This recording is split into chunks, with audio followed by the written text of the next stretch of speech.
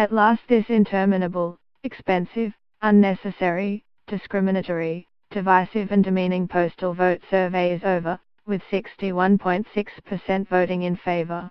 Unnecessary because, unlike in the case of the Irish referendum, there was no constitutional need for a popular vote on the issue. Furthermore, it has merely confirmed what 10 years of opinion polls have already told us, that the majority of Australians support same-sex marriage.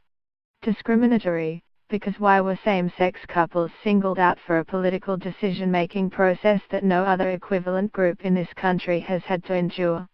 Divisive because the public passions it aroused caused some bad behaviour on both sides and split families, friends, religious congregations and workplaces. Demeaning because the whole country was given a say on whether gays and lesbians could ask their partners the most intimate and intensely personal question of all, will you marry me? Above all, it was a deeply hurtful process. Respectful no voters were hurt by accusations of bigotry that were sometimes made too indiscriminately. Nonetheless, gays and lesbians, who have long been discriminated against in Australian society, were subjected to particularly nasty homophobic abuse.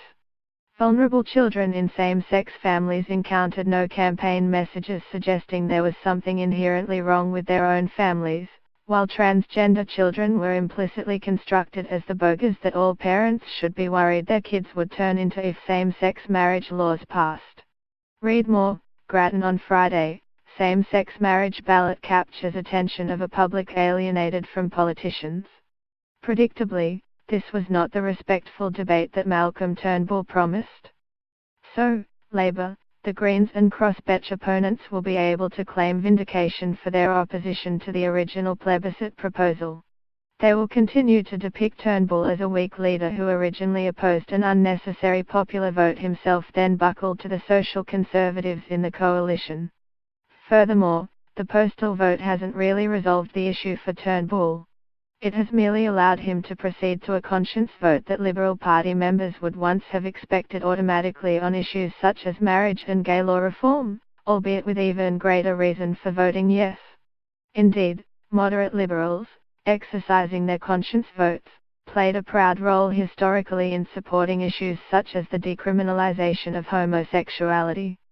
So why didn't that happen automatically in this case? A conscience vote was ruled out when the Howard government decided to use the same-sex marriage issue to try to wedge off socially conservative voters from Labour. The wedge didn't really work because a fearful Labour initially voted with Howard to ban same-sex marriage.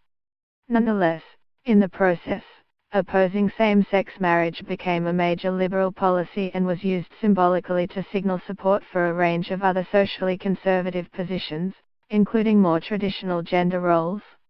Subsequently, then PM Tony Abbott hoped that proposing a plebiscite on same-sex marriage would electorally wedge Labour and that same-sex marriage could be either defeated, in a 1999 Republic-like turnaround, or at least substantially delayed.